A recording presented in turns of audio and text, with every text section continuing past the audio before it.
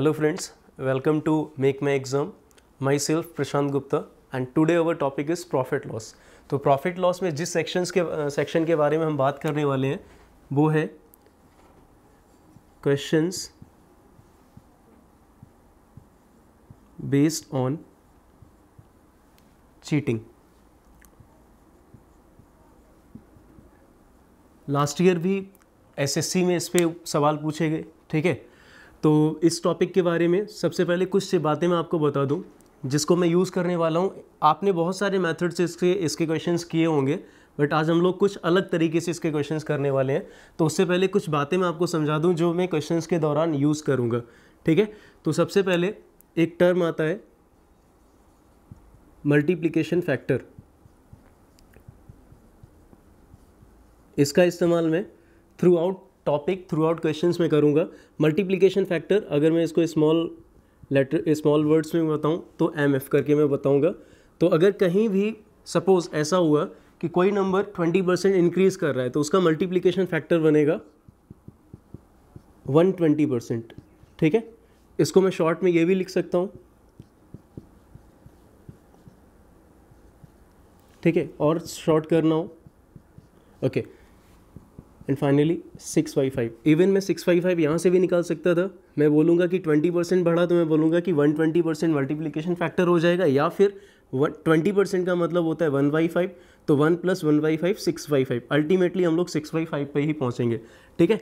अगर कहीं पे लिखा हुआ है कि 20% या 25% कम हो गया तो उसका मल्टीप्लिकेशन फैक्टर बचेगा 75%, या फिर 1 - 25% कम हुआ तो 25% का मतलब 1/4 होता है, तो 25% कम करेंगे तो 3/4। आप इधर से भी देखो चाहे इधर से 3/4 ही आएगा। तो इस टर्म का हम लोग यूज़ करेंगे, ठीक है। तो आज तक आपने जिस तरह से पढ़ा होगा क्वेश्चंस बेस्ड ऑन चीटिंग, वहाँ पे आपने वेट लिया होगा, वेट के अकॉर्डिंग आप क्वेश्चन को मैनिपुलेट कर रहे होंगे। अब हम लोग मल्टीप्लिकेशन फैक्टर के अकॉर्डिंग करेंगे, ठीक है। ओके, तो फर्स्ट क्वेश्चन की तरफ आते हैं। फर्स्ट क्वेश्चन आपकी स्क्रीन पे, okay. Question is, a dishonest seller marks up his goods by 20% and gives 10% discount, but he cheats 10% while selling and 10% by purchasing. तो उसका एक्चुअल प्रॉफिट क्या होगा ये आपको बताना है, ठीक है। तो सबसे पहले मैंने जैसे कि आपको बताया कि इस सवाल को कुछ लोग इस तरह से भी करते हैं कि 1000 ग्राम उन्होंने वेट ले लिया, फिर वेट को मैनिपुलेट करते हैं, ठीक है। मैं उस तरह से नहीं करने वाला हूँ। देखिए, तो इसमें क्या क्या हो रहा है, मार्कअप हो रहा है तो मल्टीप्लिकेशन फैक्टर ऑफ मार्कअप। दूसरा, खरीदते समय वॉल्यूम में कुछ चीटिंग हो रही है तो multiplication factor of volume while purchasing, ठीक है, जब परचेज किया जा रहा है, into multiplication factor of volume while selling. एक सवाल में पूरा डिटेल में बताता हूँ, आगे से आप देखोगे कि ये कितना आसान मेथड हो जाएगा। इनटू, अगर इसमें डिस्काउंट भी है तो multiplication factor of discount is equal to multiplication factor of profit, ठीक है। तो एक बार सबसे पहले मार्कअप पे आते हैं। मार्कअप 20% किया। मान लो कि आप गए, इसको एक कहानी के रूप में समझते हैं। मान लो कि आप किसी शॉप पे गए, आपने कहा कि 100 ग्राम कोई आइटम दे दो, ठीक है। तो 20% अगर आपने मार्कअप किया, 20% अगर आपने मार्कअप किया तो उसके अंदर आप बोलोगे कि मार्कअप 20% का मतलब 120 हो गया वो, राइट। अभी मैंने बताया था, तो यहाँ पे हो जाएगा 120%, ठीक है, 120%। अब आया multiplication factor of volume while purchasing. अब इसको समझते हैं। मान लीजिए कि आप किसी दुकान पे गए, आपने कहा कि 100 ग्राम आइटम मुझे दे दो, राइट। मैं एक शॉपकीपर हूँ, मैं कहीं से तो ख़रीद के लाऊंगा। तो वहाँ से जब मैंने ख़रीदा तो वहाँ से भी मैंने चीटिंग कर ली। कितने परसेंट की? 10% की चीटिंग कर ली। 10% चीटिंग का क्या मतलब है कि अगर वो सामने वाला इंसान मुझे 100 ग्राम देने वाला था, मैं उससे लेकर आ गया 110 ग्राम, ठीक है। या तो आप इस तरह से सोचो, या फिर परचेज में चीटिंग कैसे हो सकती है, जब मेरा फ़ायदा हो, मैं कहीं से खरीद के ला रहा हूँ तो मेरा फ़ायदा हो, तो यहाँ जो फ़ायदा होगा उसमें मल्टीप्लिकेशन फैक्टर ग्रेटर देन 1 आएगा, ठीक है। तो 10% की चीटिंग करी 100 ग्राम पे तो 110, ठीक है। तो 110 डिवाइडेड बाय 100। इधर जब आप बेच रहे हो तो आपकी शॉप पे कोई आया, उसने कहा कि सर 100 ग्राम मुझे आर्टिकल दीजिए। तो 100 ग्राम पे अगर आप चीटिंग करोगे तो सामने वाले को 90 ग्राम दोगे, तभी आपकी चीटिंग होगी और उसमें आपको फ़ायदा होगा। तो again multiplication factor greater than 1 आएगा। तो इस बार मैंने लिखा 100/90 into multiplication factor of discount. तो यहाँ पे मल्टीप्लीकेशन फैक्टर ऑफ डिस्काउंट क्या होगा, 10% डिस्काउंट मिल रहा है, तो अभी मैंने बताया 10% कम कर दो, ठीक है, is equal to multiplication factor of profit. तो फर्स्ट ऑफ ऑल ये सारे पार्ट्स तो कैंसिल हो गए, ठीक है। इसके अलावा 0 0 ये 100 हट गया, ठीक है, और यहाँ से 9 कैंसिल हो गया, 10 बचा, 10 से ये 0 हटा सकते हो आप, ठीक है, और 10 से 0 हट गया, ओके। तो यहाँ पे बचा आपके पास 12 इंटू 11 इंटू ये तो 1 हो गया, डिवाइडेड बाय 100, सिर्फ 100 बचा है, बाकी सारे पार्ट कैंसिल हो गए, ठीक है। तो अगर आप इसको सॉल्व करो तो मल्टीप्लिकेशन फैक्टर ऑफ प्रॉफिट आ जाएगा, यहाँ मल्टीप्लाई करके आएगा 132 divided by 100। So multiplication factor of profit कितना बना, 132 डिवाइडेड बाई 100। तो यहाँ पे multiplication factor of profit greater than 1 आ रहा है, तो इसका मतलब ये हुआ कि इस केस में प्रॉफिट होने वाला है। तो प्रॉफिट कितना हुआ वो कैसे काउंट होगा, यहाँ पे 100 से 132 हो गया, मतलब 32 बढ़ गया 100 पे।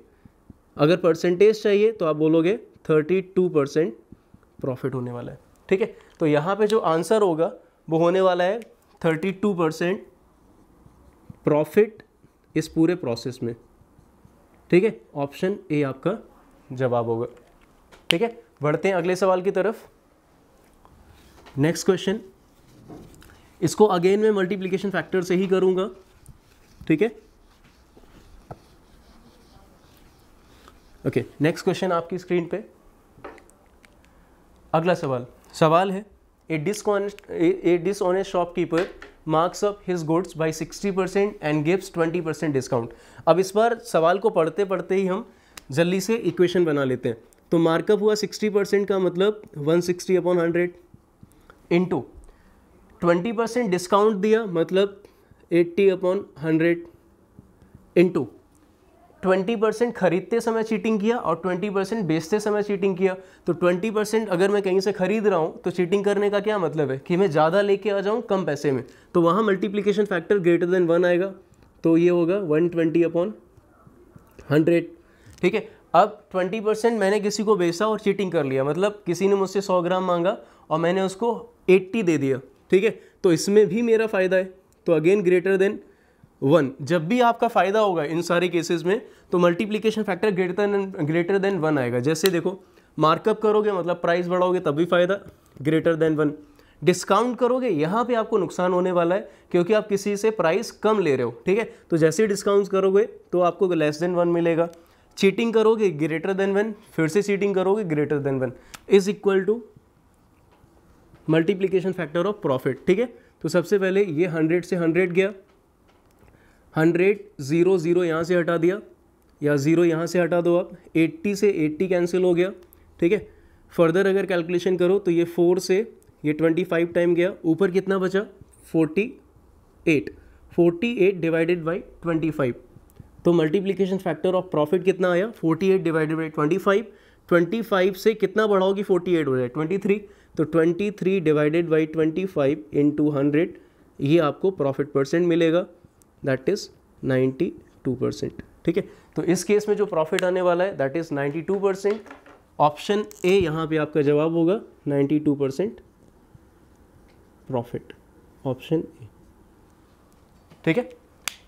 नेक्स्ट क्वेश्चन की तरफ आते हैं। इस प्रोसेस में तीसरा सवाल, थर्ड क्वेश्चन, ओके। अगला सवाल है a shopkeeper sales some articles at certain rate, a customer ask for 20% discount and shopkeeper agreed to it, but instead of 1 kilogram he gives 4% less, find his exact discount percent the customer gets, ठीक है। तो आपको बताना है कि customer को कितना discount percent मिल गया, ओके। तो सबसे पहले मान लो मैं शॉपकीपर हूँ, मेरे पास कोई आया, उसने कहा कि सर 20% डिस्काउंट दे दो। तो 20% डिस्काउंट के लिए अगर मैं एग्री करता हूँ तो इस बार मैं चीज़ों को कम रेट पे बेचने वाला हूँ, तो मल्टीप्लिकेशन फैक्टर लेस देन 1 आएगा, ठीक है। तो यहाँ पे आ गया 80/100, 20% कम कर दिया। अब आगे क्या लिखा है कि अब मैंने एग्री तो कर दिया बट मैं 4% की बेईमानी कर रहा हूँ एक तरीके से, क्योंकि मैं 4% सामान कम दूंगा, तो 4% कम दूंगा इसका मतलब मुझे फ़ायदा होने वाला है। तो अगर किसी ने 100 ग्राम मांगा, मैं उसको 96 दूंगा, तो मल्टीप्लिकेशन फैक्टर ग्रेटर देन 1 आएगा क्योंकि मुझे प्रॉफिट होने वाला है। ठीक है, इतना आ गया, is equal to multiplication factor. ठीक है, अब अगर मैं देखूं इसमें, तो इस केस में मुझे या तो प्रॉफिट होगा या लॉस होगा, बट यहाँ से कंफर्म है कि लॉस होने वाला है क्योंकि 20% प्राइस गिरा दिया और 4% मैंने सिर्फ चीटिंग करी है, तो इसका मतलब लॉस होने वाला है। अगर मुझे लॉस होगा तो सामने वाले इंसान को डिस्काउंट मिलेगा, तो इस बार ये आएगा डिस्काउंट फॉर कस्टमर, और यही पूछा गया है। तो बस इसको सॉल्व कर लो, ये हो गया 80/96।